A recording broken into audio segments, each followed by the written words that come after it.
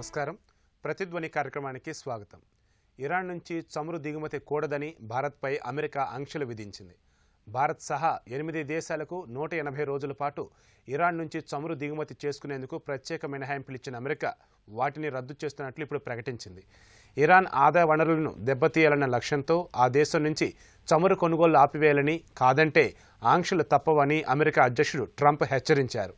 ఇప్పటికే ఇరాన్ నుంచి Italy, grace, Taiwan చమురు దిగుమతులను నిలిపివేశాయి. తాజా ఆంక్షల నేపథ్యంలో భారత్, చైనా, జపాన్, దక్షిణ కొరియా, టర్కీ ప్రత్యామ్నాయ మార్గాలపై దృష్టి పెట్టాయి.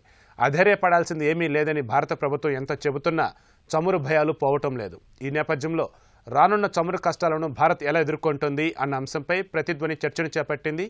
చర్చలో పాల్గొంటున్న ప్రముఖులు వివికే ప్రసాద్ గారు, వివేకం ఫైనాన్షియల్ సర్వీసెస్ ఎండి, ఆర్థిక విశ్లేషకులు; సింహాద్రి సూర్యనారాయణ గారు, Rashtriya chemicals and fertilizers limited director, ఆర్థిక విశ్లేషకులు; జె వేణుగోపాల్ గారు, జన్ మనీ జనరల్ మేనేజర్, ఆర్థిక విశ్లేషకులు.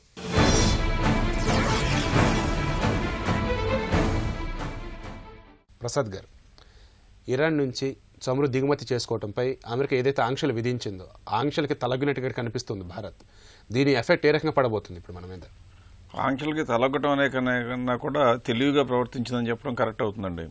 ఎందుకంటే అంతర్జాతీయంగా ఉండేటువంటి వాణిజ్యంలో సింహభాగం అంటే దాదాపు 80% వరకు అమెరికన్ డాలర్లో జరుగుతున్నటువంటి దేశాలన్నిటికీ కూడా అమెరికా ఆంక్షలకి తలగకుండా తల ఎగరవేసేటువంటి అవకాశం దాదాపుగా ఉండదు. పైగా ఎక్స్పోర్ట్స్పై ఆధారపడి ఉన్నటువంటి భారతదేశం లాంటి ఎకానమీ కూడా ఖచ్చితంగా వాళ్ళకి మాట వెనక తప్పదు. అందువల్ల కొద్ది గొప్ప తెలివితేటలతో చేసుకున్నదని చెప్పాలి. పైగా మనం గమనించాల్సింది ఏంటంటే వాళ్ళు మొత్తం మీరు ఆ ఫుడ్ లేకుండానో ఆయిల్ లేకుండానో ఉండమని చెప్పట్లేదు. వాళ్ళు ఏంటంటే ఇరాన్ నుంచి ఇంపోర్ట్ చేసినటువంటి 10% ఆఫ్ యువర్ రిక్వైర్మెంట్ మాత్రమే తీసుకోవద్దు అంటున్నారు. కాబట్టి మనం దాని గురించి తీవ్రంగా కలతపడాల్సిన అవసరం ఏమీ లేదని చెప్పాలి. కాకపోతే దీని ఎఫెక్ట్ ఎలా ఉంటుందో ఒకసారి కనుక మనం ఆలోచించినట్లయితే ఎక్కువ మంది అంతర్జాతీయంగా మార్కెట్లో క్రూడ్ రేట్లు పెరుగుతాయని, పెరగడం ద్వారా రకరకాల ఎఫెక్ట్స్ వస్తాయని చెప్పారు. ఎక్కువ మందికి అర్థం కాని విషయం ఏంటంటేనండి, క్రూడ్ రేట్లు కనుక పెరిగినట్లయితే మనకి ఇండియాలో ఉన్నటువంటి డీజిల్ రేటు, పెట్రోల్ రేటు పెరుగుతుంది. దాని మూలంగా దేశానికి ఎంత నష్టం వస్తుందని ఎక్కువ మంది సామాన్యుల్లో ఉండే ప్రశ్న. ఎలాగో మా దగ్గర రేట్లు పెంచుతున్నారు కదా, రోజు ఒకసారి రేట్లు మార్చేస్తున్నారు, కాబట్టి పెరిగిన రేటు ప్రజల దగ్గర తీసుకుంటారు కాబట్టి ప్రభుత్వానికి నష్టం ఏంటి అనుకుంటారు. కాబట్టి దీనికి వెనకాలన్నటువంటి స్థూలంగా ఏ రకంగా దేశం దెబ్బతింటానికి అవకాశం ఉంది, ఏ రకంగా ప్రజల యొక్క జీవన స్థితిగతుల్లో కొద్ది గొప్ప మార్పులు వస్తాయో ఆలోచించుకోవడానికి కొద్దిగా మనం సమయం వెచ్చించవలసి ఉంటుంది. ఆ కోణంలో ఆలోచించినప్పుడు ప్రధానంగా గమనించాల్సింది ఏంటంటే, ఇండియా మొత్తం మీద కలిపి దాదాపుగా సంవత్సరానికి ఇవాళ ఉన్నటువంటి రఫ్గా రమారామి అంచనాల ప్రకారం చూస్తే $80 to $100 బిలియన్ వరకు దాదాపుగా మనకు ఆయిల్ మీద ఖర్చు పెట్టవలసిన పరిస్థితి. మనకి దేశంలో ఉన్నటువంటి ఫారిన్ ఎక్స్చేంజ్ రిజర్వ్స్ అన్ని కలిపి కనుక చూసినట్లయితే $400 బిలియన్ దాకా ఇవాళ కూడా ఉన్నాయి మనకి.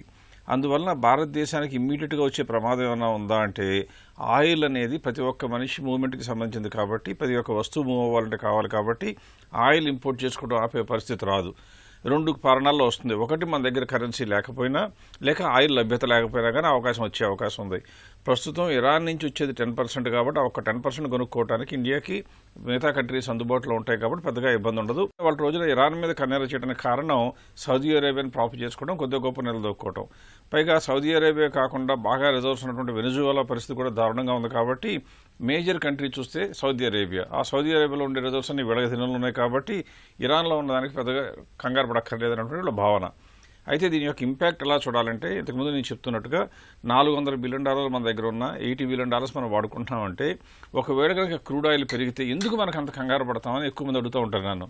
దానికి మనం చెప్పాల్సింది ఏంటంటే, ఒకవేళ కనుక ఒక $10 బిలియన్ కనుక రేటు మనకు పెరిగింది అనుకోండి, ఆయిల్ రేటు పెరిగి, మనం ఏమనుకుంటామంటే $10 బిలియన్ అంటే ఎంత ఇవాళ రోజున ఇండియన్ ఎకానమీలో ఆఫ్టర్ ఆల్ 67,000-70,000 కోట్లే కదా అనుకుంటాం. కానీ ఇక్కడ గమనించాల్సింది ఏంటంటేనండి, అలా పెరగటం మూలంగా మనకి ఇండియాలో ఉన్నటువంటి రిజర్వ్ బ్యాంక్ యొక్క బ్యాలెన్స్ షీట్ చూసుకున్నట్లయితే మనం దాదాపుగా 40 లక్షల కోట్లు, అందులో 28,000 కోట్లు దాదాపుగా ప్రస్తుతం 25,000-26,000 కోట్లు ఫారిన్ ఎక్స్చేంజ్ రిజర్వ్స్లోనే ఉంటాయి. ఎప్పుడు కూడా భారతదేశంలో ఉండే చలామణి ఉండేటువంటి M3 బ్రాడ్ మనీ అంటాం, అలా మనీ ఇన్ సర్క్యులేషన్ ఎంత ఉంటుంది అంటే, మన దగ్గర ఉండే ఫారిన్ ఎక్స్చేంజ్ రిజర్వ్స్, అలాగే గవర్నమెంట్ సెక్యూరిటీసు, గోల్డ్ బ్యాలెన్స్ షీట్లో ఉండేటువంటి వీటన్నిటిని ఆధారం చేసుకుని దేశంలో ఉండే నగదు సప్లై ఉంటుంది. ఎప్పుడైతే ఇలా రేట్లు పెరిగాయో అంటే ఏం జరుగుతుంది, మన $400 బిలియన్ కూడా ఒక $10 బిలియన్ లేదా $20 బిలియన్ కనుక తగ్గిందనుకోండి, అప్పుడు కూడా మనకు అనిపించవచ్చు 400లో 10 బిలియన్లు 20 బిలియన్లు ఎంత కష్టం అనుకుంటారు. కానీ గమనించాల్సిన అంశం, తీవ్రంగా అందరూ గమనించాల్సింది ఏంటంటే, ఎప్పుడైనా ఒక $10 బిలియన్ కనుక తగ్గితే ఫారిన్ కరెన్సీ రిజర్వ్స్, మన ఇండియాలో ఉండే మనీ సప్లై $10 బిలియన్ తగ్గదండి. దానికి దాదాపుగా 4 రెట్లు మనీ మార్కెట్లోంచి లాగేయడం జరుగుతుంది. ఎందుకంటే ఇంటర్నేషనల్గా ఉన్నటువంటి నామ్స్ ప్రకారం చూసినట్లయితే మన దగ్గర ఉన్న రిజర్వ్స్కి దాదాపుగా 4 to 5 టైమ్స్ మనం ఇండియాలో మనీ సప్లై చేస్తూ ఉంటాం. అంటే ఇందులో కనుక 10 బిలియన్ తీస్తే 50 బిలియన్లు వెళ్ళిపోతాయి. అంటే ఏం జరుగుతుంది, మనీ లభ్యత తగ్గిపోవడం మూలంగా ఇన్వెస్ట్మెంట్ అనేది పెరగకపోవడంతో ఇండియాలో వృద్ధి మందగిస్తుంది. దాని మూలంగా వచ్చే విపత్కర పరిస్థితులు చాలా ఉంటాయి. కాబట్టి కంగారే తప్పితే మిగతాగా కంగారు పడక్కర్లేదు. ఇంకొకటి, ఎప్పుడైతే మనీ లభ్యత తగ్గి ఒత్తిడి ఏర్పడుతుందో ఇంట్రెస్ట్ రేట్లు పెరుగుతాయి. ఇంట్రెస్ట్ రేట్లు పెరిగినట్లయితే ప్రతి ఒక్క వ్యక్తి కూడా ఇంపాక్ట్ అవుతాడు. అంటే ఇన్ఫ్లేషన్ పెరుగుతుంది.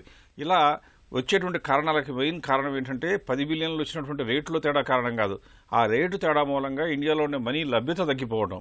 సూర్యనారాయణ గారు, ఐక్యరాజ్య సమితి తప్ప అమెరికా విధించే ఆంక్షలు మేము తలగ్గేది లేదు అని చెప్పారు 6 నెలల క్రితం సుష్మా స్వరాజ్. కానీ ఇప్పుడు అమెరికా ఆంక్షలకి ఒప్పుకోవడం జరిగింది. అంటే దీనికి ప్రధానంగా వాళ్ళు చెప్తుంది ఏంటంటే, ఈ ఆంక్షల వల్ల ఇరాన్ నుంచి ఆయిల్ దిగుమతి తగ్గినా సరే మనకు వచ్చే నష్టమేమీ లేదు, మనం దాన్ని ఎదుర్కొనే సత్తా ఉంది అంటున్నారు. నిజంగా అటువంటి సత్తా ఇప్పుడు భారతదేశానికి ఉందంటారు? ఇన్ఎవిటబుల్ సిచ్యువేషన్ ఎప్పుడు కూడా ఫేస్ చేయడానికి ఎవరైనా సిద్ధంగా ఉండాలి. ఒకటి. 2, ఇందాక ప్రసాద్ గారు చెప్పారు ఆల్రెడీ, ఏది మనం అమెరికాతో ఉన్నటువంటి వాణిజ్య పరిణామాన్ని మనం దృష్టిలో పెట్టుకుంటే కనుక అమెరికాని ఫాలో అవ్వాల్సినటువంటి అవసరం కూడా ఉంటుంది. సో ఐక్యరాజ్య సమితి ఆంక్షలనే మేము శిరసావహిస్తామని అన్నమాట వాస్తవం 6 నెలల క్రితం. కానీ తర్వాత యాక్చువల్గా వాస్తవ పరిస్థితులను మనం చూసినట్టయితే కనుక ఇప్పుడు అమెరికాకి వెళ్ళేటటువంటి సాఫ్ట్వేర్ ఎక్స్పోర్ట్స్ కానీ ఇవన్నీ కూడా మనకి కూడా ఉన్నాయి. సో ఇన్ టర్మ్స్ ఆఫ్ డాలరే మన ఎక్స్పోర్ట్స్ అన్నీ కూడా చాలా వరకు ఉన్నాయి. సో అందుకని అమెరికాతో డైరెక్ట్గా తలపడడానికి ఎవరు కూడా సాహసం చేయరు ఇప్పుడున్న పరిస్థితుల్లో.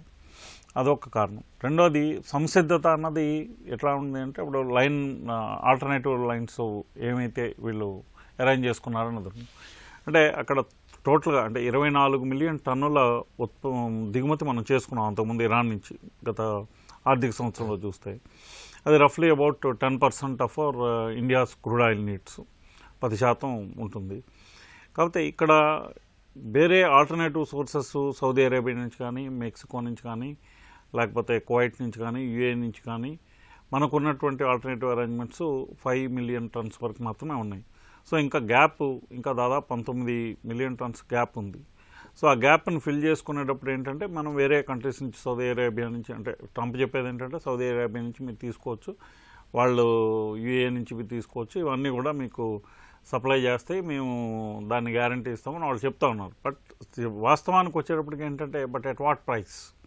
సో ఇప్పుడు అంతర్జాతీయంగా బ్యారెల్ ధర $74.5 దగ్గర ఉంది. సో 75 వేసుకోండి. సో ఒక 10% కనుక ఇక అక్కడ పెరిగితే దాదాపుగా, అంటే అంతకుముందు కూడా ఆంక్షల నేపథ్యంలో గత నవంబర్లో కూడా అది దాదాపు $80కి టచ్ చేసింది.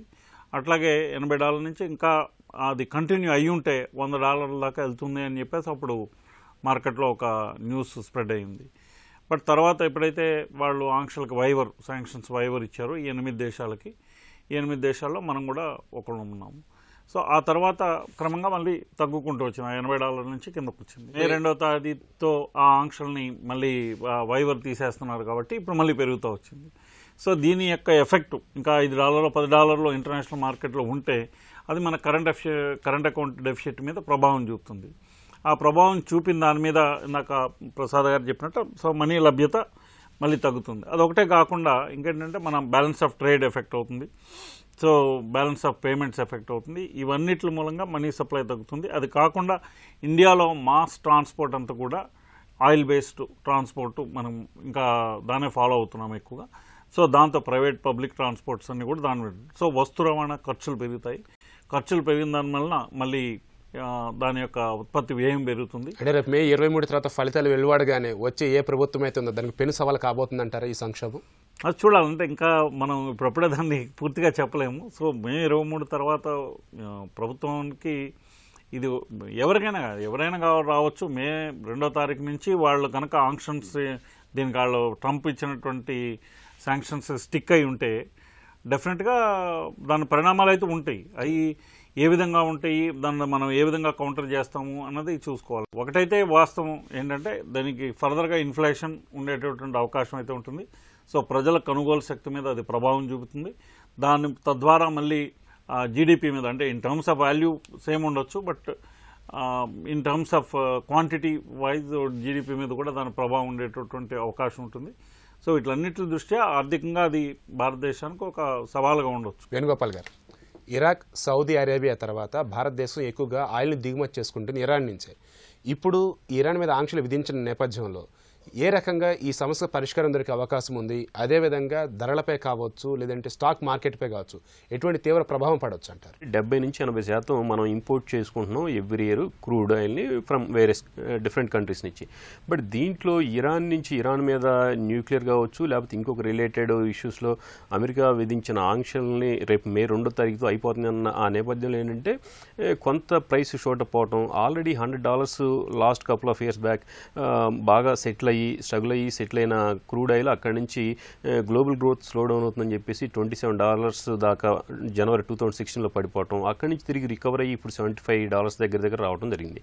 సో మనకేంటంటే ఒక $1 పర్ బ్యారెల్ కనుక మనకి ఇంక్రీజ్ కనుక ఉంటే, క్రూడ్ ఆయిల్ ప్రైసెస్ కనుక ఒక $1 కనుక ఇంక్రీజ్ అయితే పర్ బ్యారెల్, అది దగ్గర మన ఇండియన్ క్రూడ్ బాస్కెట్కి దగ్గర $1.6 బిలియన్ తేడా వస్తుంది. అంటే దగ్గర 10,000 కోట్ల రూపాయలు సాలీనా, అంటే వార్షికంగా మనకి తేడా రావడానికి నెలకి వచ్చేసి 825-850 crores దాకా మనకి సుమారు $1 పెరిగితే క్రూడ్ ఆయిల్ అంత ఇంపాక్ట్ ఉంటుంది. క్రూడ్ ప్రైస్ కనుక $10 కనుక పెరిగితే మన current account deficit 0.4 basis points 0.4% సుమారు జీడిపిలో ఎఫెక్ట్ అవ్వడానికి ఛాన్స్ ఉంది. అలాగే ఏంటంటే సిపిఐ ఇన్ఫ్లేషన్లో కూడా ఇది 2.3% దాకా ఫ్యూయల్స్కి వెయిటేజ్ ఉంది. దానివల్ల కూడా ఏంటంటే ఒక 10% కనుక క్రూడ్లో జంప్ కనుక వస్తే 20 బేస్ పాయింట్స్ దాకా CPI inflation, consumer price inflation కూడా ఎఫెక్ట్ అయ్యే ఛాన్స్ ఉంది. సో ఇప్పుడు ఇరాన్ నుంచి వచ్చే క్రూడ్కి ఆల్టర్నేటివ్గా మనకి ఇరాన్ నుంచి ఏంటంటే ముఖ్యంగా సౌలభ్యం ఏంటి, వెసులుబాటు ఏంటంటే అక్కడ 60 రోజులు క్రెడిట్ ఇస్తారు. తర్వాత కొంత డిస్కౌంట్ కూడా ప్రైసింగ్ వెన్ కంపేర్ టు వేరే దేశాల నుంచి దిగుమతి చేసుకునే క్రూడ్తో పోల్చినప్పుడు ఇరాన్ నుంచి మనకి కొంత డిస్కౌంట్స్ వస్తాయి. 60 days క్రెడిట్ కూడా ఆ ఫెసిలిటీ కూడా ఉంది. సో బట్ మిగతా దేశాల నుంచి తీసుకోవచ్చా అంటే తీసుకోవచ్చు. బట్ ఇలా ఏంటంటే క్రూడ్ ఇరాన్లో ఉన్న ఆంక్షలు కావచ్చు, అలాగే వెనిజులా మీద పెట్టిన యుఎస్ ఆంక్షలు కావచ్చు, అలాగే లిబియాలో ఉన్న అన్రెస్ట్ కావచ్చు, ఇట్లాంటి కొన్ని అన్సర్టనిటీస్ వల్ల ప్లస్ ఓవర్సోల్డ్ జోన్ నుంచి క్రూడ్ మళ్ళీ తిరిగి రికవర్ అవ్వడం జరిగింది. సో మనం 70 నుంచి 80% దిగుమతి చేసుకునే దేశం. అంటే యుఎస్ తర్వాత, చైనా తర్వాత ద థర్డ్ లార్జెస్ట్ ఎకానమీగా మనం క్రూడ్ని ఇంపోర్ట్ చేసుకుంటున్నాం. కాబట్టి డెఫినెట్గా ప్రతి $1 రైస్ కూడా ఇండియా మీద ఇంపాక్ట్ చూపిస్తుంది. ఎందుకంటే క్రూడ్ ఆయిల్ నుంచి మనకి ఎన్నో ప్రోడక్ట్స్, పెట్రోలియం ప్రోడక్ట్స్ ముఖ్యంగా చూస్తే ఏంటంటే అది పెట్రోల్ కావచ్చు, డీజిల్ కావచ్చు, గ్యాస్ కావచ్చు, నాఫ్తా కావచ్చు, ఎల్పిజి కావచ్చు, ఇట్లా ఎన్నో, ప్లస్ వీటిని మనం వేరియస్ ఇండస్ట్రీస్లో మనం వీటిని యూజ్ చేస్తాం. ఇది పరోక్షంగా ప్రత్యక్షంగా మనిషి యొక్క జీవితానికి, జీవన విధానానికి ఇది దాని డెఫినెట్గా హయ్యెస్ట్ పర్సంటేజ్ ఇదిలో ఇన్ఫ్లుయెన్స్ చేస్తూనే ఉంటుంది. ఇరాన్ నుంచి ఆయిల్ దిగుమతిపై ఆంక్షలు ఏ రకంగా స్టాక్ మార్కెట్పై ప్రభావం చూపే అవకాశం ఉందంట? స్టాక్ మార్కెట్ ఇప్పటికే ఏంటంటే ఇండెక్స్ పరంగా చూస్తే మళ్ళీ ఆల్ టైమ్ హైకి రీచ్ అవ్వడం జరిగింది, కొత్త హైస్ కూడా క్రియేట్ అవ్వడం జరిగింది. But mid and small caps ఇంకా కూడా అండర్ పెర్ఫార్మెన్స్ చేస్తున్నాయి. ఇండెక్స్ పరంగా బాగున్నప్పటికీ మిడ్ స్మాల్ ముఖ్యంగా రిటైల్ ఎక్కువగా ఉన్న ఆ సెగ్మెంట్ గొప్పగా లేదు. రెండోది ఏంటంటే కొంత ఏంటంటే రేపు ఎలక్షన్స్ కూడా, జనరల్ ఎలక్షన్స్ కూడా అయిపోయి దాని నుంచి స్ట్రాంగ్ గవర్నమెంట్ కనుక వస్తే మళ్ళీ తిరిగి మార్కెట్స్ కొంచెం రికవరీ అనేది ఉండొచ్చు. ఇది కాకుండా ఏంటంటే ఇంటర్నేషనల్ ఫ్యాక్టర్స్ కనుక చూస్తే ఏంటంటే ముఖ్యంగా అపార్ట్ ఫ్రమ్ క్రూడ్, అంటే క్రూడ్ విషయం ఒకటే కాకుండా ఇన్ఫ్లుయెన్స్ చేసే విషయాల్లో 2008 తర్వాత, రేషన్ తర్వాత, గ్లోబల్ రేషన్ తర్వాత America markets without any correction, అంటే మేజర్ కరెక్షన్ లేకుండా దగ్గర లాస్ట్ 10 years అబోవ్ ర్యాలీ జరిగింది అమెరికాలో. ఒకవేళ అమెరికా మార్కెట్స్ కనుక కరెక్ట్ అయితే అప్పుడు ఇండియన్ మార్కెట్స్ కరెక్ట్ అవడానికి ఛాన్స్ ఉంటుంది. రేపు ఒకవేళ స్ట్రాంగ్ గవర్నమెంట్ కాకుండా హంగ్ గవర్నమెంట్ కనుక వస్తే మేబీ మార్కెట్స్ కరెక్ట్ అవ్వడం ఛాన్స్ ఉంది. అలాగే 75 నుంచి మేబీ షార్ట్ టర్మ్లో ఎక్కడికి వెళ్తుంది క్రూడ్ కనుక చూస్తే అరౌండ్ $80-85 దగ్గర బ్యారెల్కి కొంత ఆ ప్రైస్లో సెటిల్ అవ్వడానికి షార్ట్ టర్మ్లో ఛాన్స్ ఉంది. మరీ విపరీతంగా పెరిగితే మనం ఇంకా ఎక్కువగా కరెంట్ అకౌంట్ డెఫిసిట్ ఇంకా పెరగటం, తర్వాత మన డైలీ లైఫ్ కూడా ఇబ్బంది పడటం అనేది ఉంటుంది. ప్రసాద్ గారు, అమెరికా నిర్ణయంపై ఇరాన్ బగ్గుమంటుంది. ఏకంగా హార్ముజ్ జలసంధిని కూడా మూసివేస్తామని హెచ్చరిస్తూ ఉంది. ఇలా చూసుకుంటూ ఉన్నప్పుడు ఒకవేళ రష్యా, చైనా కూడా ఇరాన్ వైపే నిలబడినట్లయితే ఎటువంటి భవిష్యత్ పరిణామాలు ఉండబోతాయంటారు? చూసినట్లయితే Saudi Arabia land locked country ఒక రకంగా. దానికి ఉన్నటువంటి ఏకైక మార్గం హార్ముజ్ జలసంధిలోంచి ఉండేటువంటి ఆ స్ట్రీట్లో నుంచి ఆయిల్ అంతా బయటికి రావాలి. ఒకవేళ కనుక సౌదీ అరేబియా, అంటే ఎవరి మీద నమ్మకం పెట్టుకుని అమెరికా ఈ పని అంతా చేస్తుందో, ఆ సౌదీ అరేబియా ఆయిల్ సప్లైస్ కనుక ఆపేటువంటి ప్రయత్నం ఇరాన్ చేసినట్లయితే అది మిలిటరీ కాన్ఫ్లిక్ట్ వచ్చినప్పుడు ఏ ఆయిల్ ట్యాంకర్లో కూడా ఆ దోవలో ప్రయాణించడానికి ధైర్యం చేయలేవు. అందువల్ల ఖచ్చితంగా అవన్నీ కూడా దెబ్బతింటాయి. ఆ యునైటెడ్ అరబ్ ఎమిరేట్స్ దెబ్బతింటుంది, ఇరాక్ దెబ్బతింటుంది.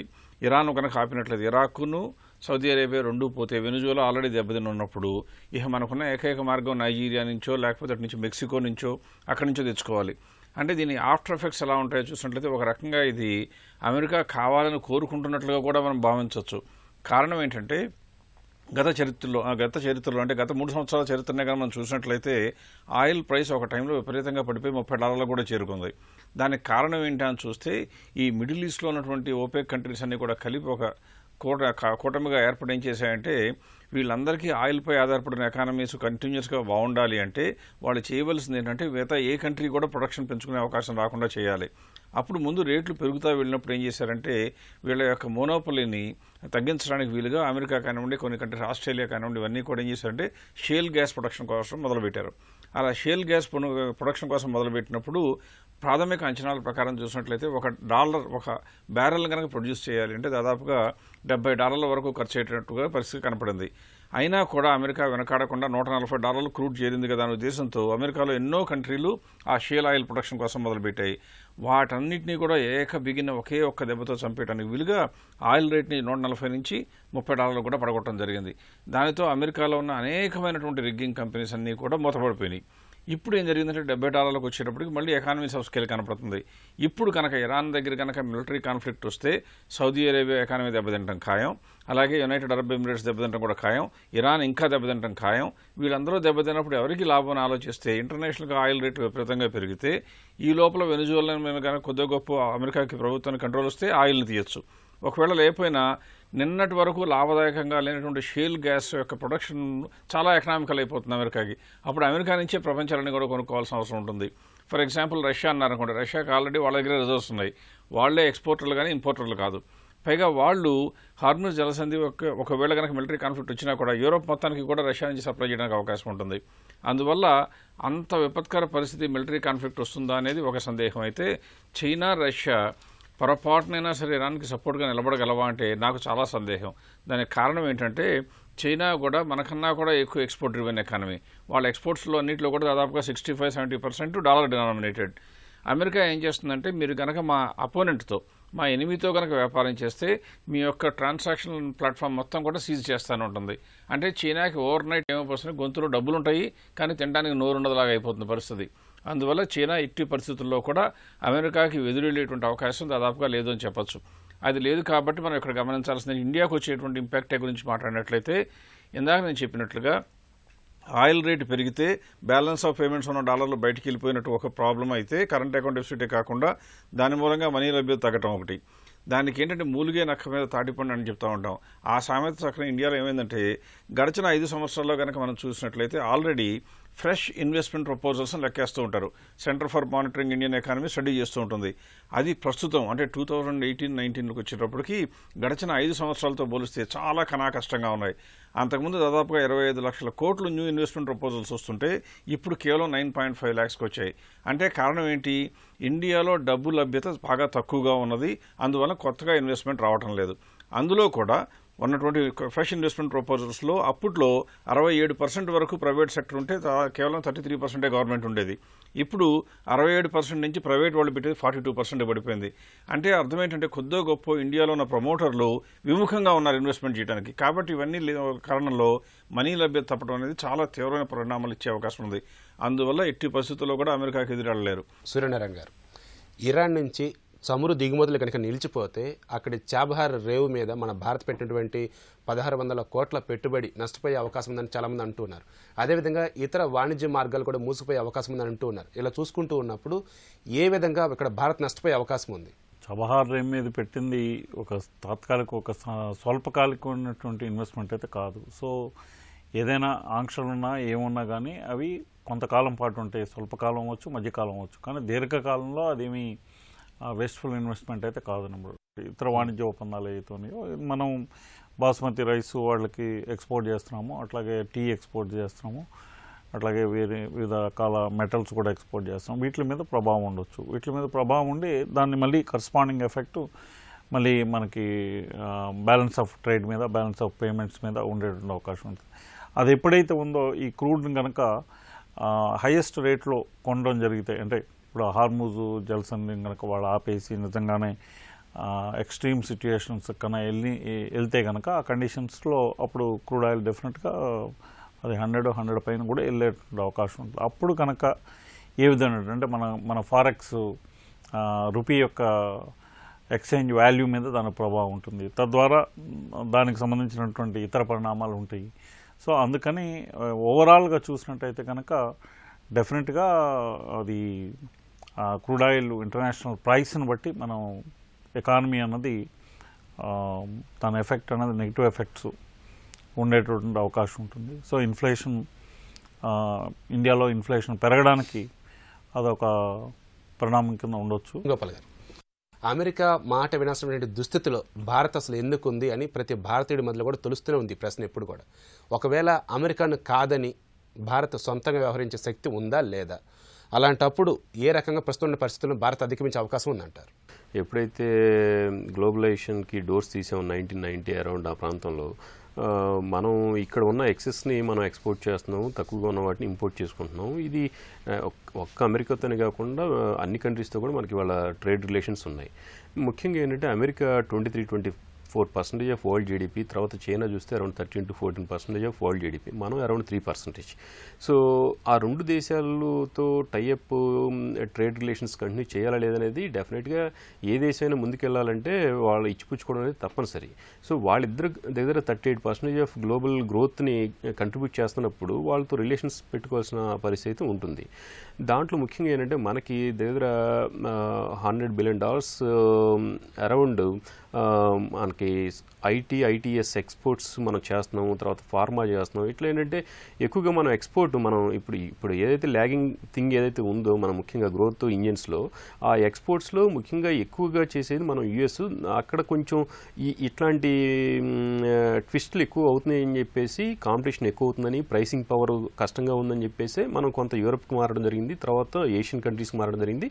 ఈవెన్ దో ఇవన్నీ జరిగినప్పటికీ కూడా ఈ రోజు కూడా అమెరికా సూపర్ పవర్గా ఉంది కాబట్టి, గ్లోబల్ లీడర్ కాబట్టి డెఫినెట్గా వాళ్ళతో మంచి రిలేషన్స్ పెట్టుకునే పరిస్థితి. అంటే మీరు చెప్పినట్టుగా వీటి పెత్తనం అంటే అమెరికా పెత్తనం తప్పదా అంటే ప్రస్తుత పరిస్థితిలో తప్పదు. ఎందుకంటే మనం మీకు ఒక ఎగ్జాంపుల్ ఏంటంటే 1500 సెంచరీలో మనం 25% of world growth and China 25%. రెండు దేశాలు కలిపి 50% ఆఫ్ గ్లోబల్ గ్రోత్ 1500 సెంచరీలో, అక్కడి నుంచి 1800 సెంచరీ వరకు మనం ఆ గ్రోత్ని కంటిన్యూ చేయగలిగాం. 1800 తర్వాత ఏంటంటే రకరకాల దేశాలు, అక్కడ రాజ్యాలు దండెత్తటాలు, తర్వాత ఇక్కడ సామ్రాజ్యాన్ని కాంకర్ చేయడం, ఇవన్నీ జరిగి మన దగ్గర ఉన్న ఆర్థిక వనరులన్నింటినీ కొల్లగొట్టడం, రకరకాల రీజన్స్ ఏవైనా సరే ఏంటంటే మనం ఫ్రమ్ 1800 to 1900 మధ్య మనం బాగా స్ట్రగుల్ అయ్యాం. అది 1950, 1960 దాకా అది కంటిన్యూ అయింది. 1970 అన్వర్డ్స్ మళ్ళీ తిరిగి మనం రికూప్ అవుతున్నాం.